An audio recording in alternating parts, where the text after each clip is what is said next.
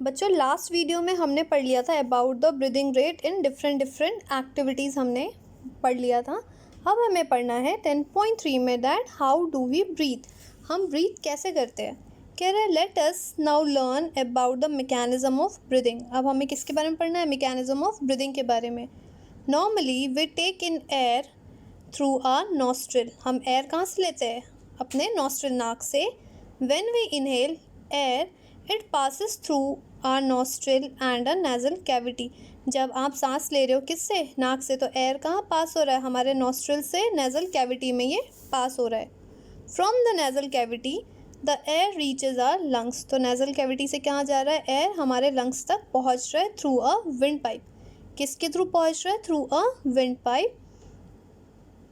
Lungs are present in a chest cavity, और ये जो लंग्स है जहाँ पे एंड तक पहुँच रहा है एयर, ये जो लंग्स प्रेजेंट है ये कहाँ प्रेजेंट है बच्चों? In a chest cavity, that is figure 10.4। Next page पे ये figure, this cavity is surrounded by a ribs on the sides, और ये कैविटी में क्या है? सराउंडेड किससे है?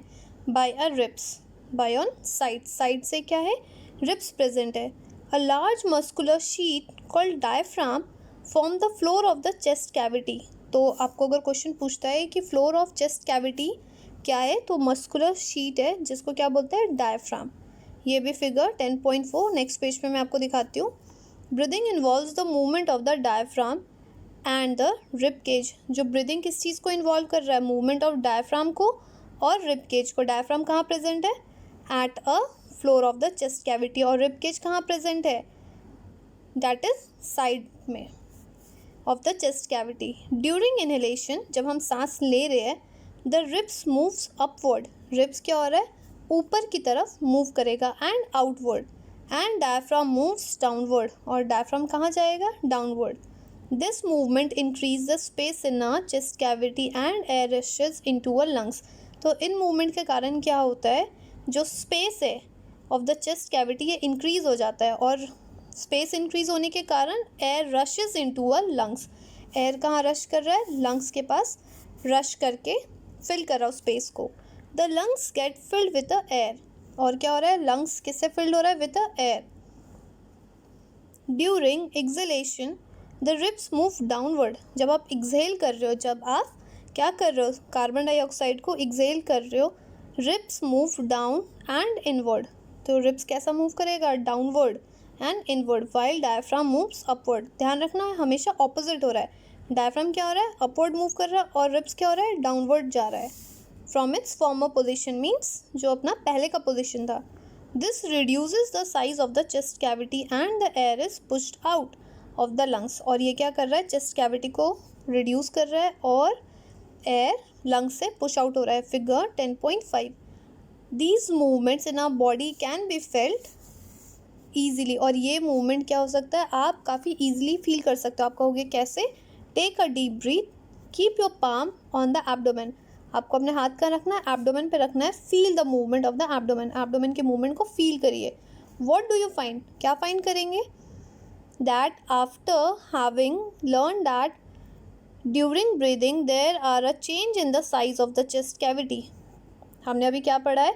That during breathing, that is inhalation and exhalation के टाइम पे क्या हो रहा है? There is a change in the size of the chest cavity. Children got involve in the chest expansion competition. क्या हो गया? चिल्ड्रन इन्वॉल्व हो गए किस चीज़ में? चेस्ट एक्सपेंशन कॉम्पिटिशन में। कह रहा है कि स्मोकिंग डैमेजेस द लंग्स, ये तो हमें पता है। अगर देखते हो ना, बहुत ज़्यादा स्मोकर्स होता है, उनके लंग्स क्या होते हैं? ख़राब हो जाते हैं। लंग्स कैंसर के बहुत ज़्यादा चांसेस होते हैं। Smoking is also link to cancer, अभी मैंने वही चीज़ बताया। स्मोकिंग के कारण क्या हो रहा है? कैंसर हो रहा है। इट मस्ट बी अवॉइडेड, तो इसलिए क्या होता है? स्मोकिंग को हमें अवॉइड करना चाहिए। यहाँ पे एक चीज़ दे रखा है, the air around us has a various types of unwanted particles. जो एयर प्रेजेंट है हमारे सराउंडिंग्स में, उसमें बहुत सारे अनवांटेड पार्टिकल्स है। जैसे क्या हो गया? सच एज स्मोक हो गया, डस्ट हो गया, pollen etcetera. When we inhale the particles get trapped in the air present in our nasal cavity.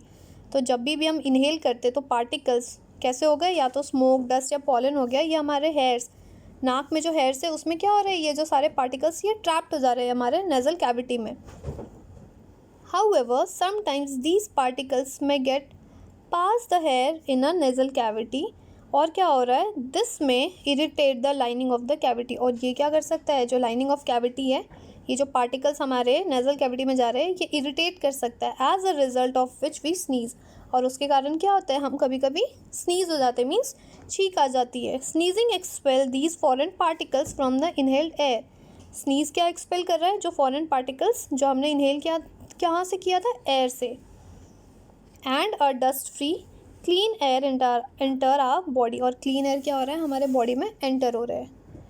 तो हमें क्या ध्यान रखना है, take care when you sneeze, जब आप छींकते हो, you should cover your nose so that the foreign particles you expel are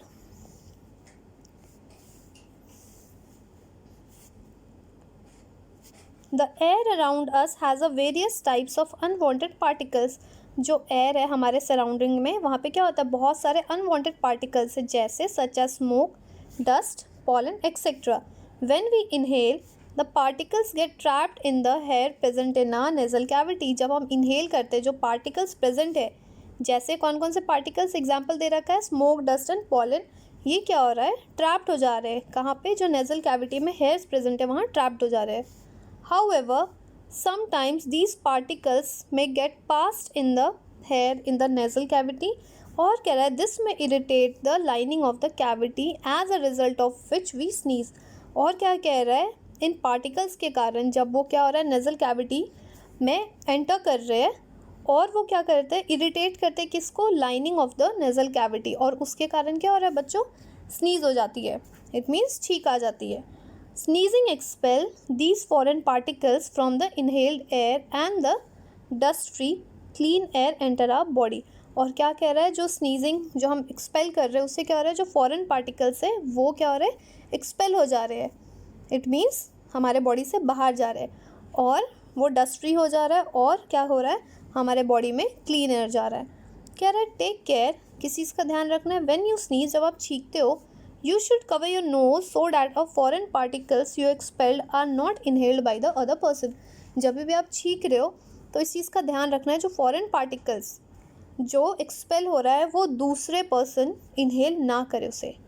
okay बच्चों, next is everyone was boasting that she या he could expand at the maximum. यहाँ पे जो competition चल रहा था, यहाँ पे है कि एवरीवन वाज बूस्टिंग, ट्राई कर रहे थे कि मैक्सिमम क्या हो सके, एक्सपेंशन हो सके। How about the doing this activity in the class with your classmates, और ये एक्टिविटी करना है कहाँ पे, क्लास में अपने क्लासमेट के साथ। यहाँ पे बच्चों एक्टिविटी 10.4 एंड एक्टिविटी 10.5, इससे देखिए आप बहुत अच्छे से समझ में आ जाएगा कि इनहेलेशन के टाइम पे क्या हो रहा है और एक्सहेलेशन के टाइम पे क्या हो रहा है। कह रहा है टेक अ डीप ब्रीथ, आप गहरी सांस लीजिए, measure the size of the chest with a measuring tape. आपको क्या करना है, चेस्ट को मेजर करना है with a measuring tape, figure कहाँ दे रखा है 10.6 में। And record your observation in table 10.2 में आपको ऑब्जर्वेशन को रिकॉर्ड करना है। Measure the size of the chest again when expanded and indicate which class में show the maximum expansion of the chest. और आपको क्या नोट करना है कि जो कौन सा क्लासमेट है आपके क्लास में जिसने सबसे ज़्यादा मैक्सिमम एक्सपेंशन हुआ है किसका, चेस्ट का।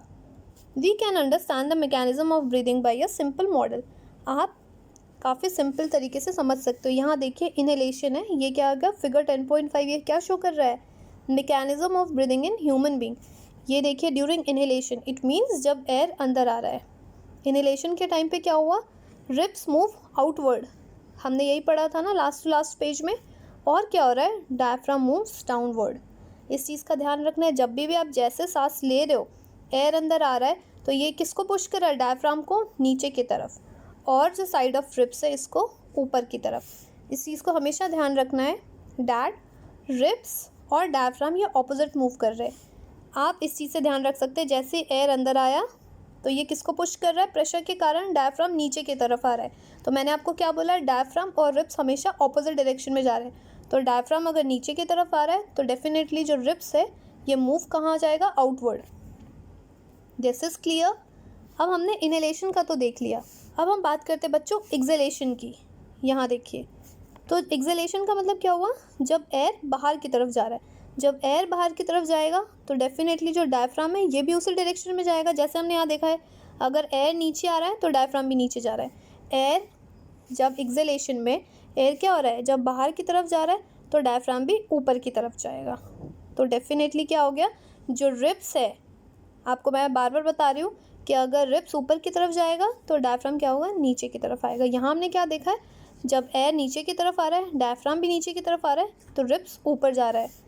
और एक्सेलेशन में हम क्या देख रहे हैं, जब एयर ऊपर की तरफ जा रहा है तो डायफ्राम भी ऊपर की तरफ जा रहा है, लेकिन उसके ऑपोजिट रिब्स क्या हो रहा है, नीचे की तरफ आ रहा है। सो बच्चों ये क्लियर है mechanism of breathing in human being. ये बहुत ज़्यादा इंपॉर्टेंट है, एग्जाम में आएगा तो आप फिगर की तरह बना के, जैसे इसमें बुक में दे रखा है, आप काफ़ी इजीली एक्सप्लेन कर सकते हो। तो ये तो हो गया एक्टिविटी 10.5।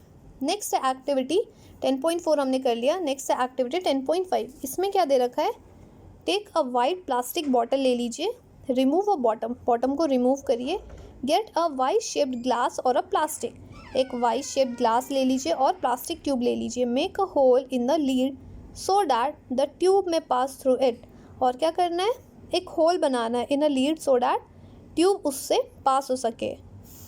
और उसके बाद क्या कह रहा है, to be forked end of the tube fix two deflated balloon, और उसमें क्या लगाना है, 2 डिफ्लेटेड बलून्स को लगाना है। Introduce the tube into the bottle as shown is figure 10.7। Next page पे फिगर है, आपको दिखाती हूँ।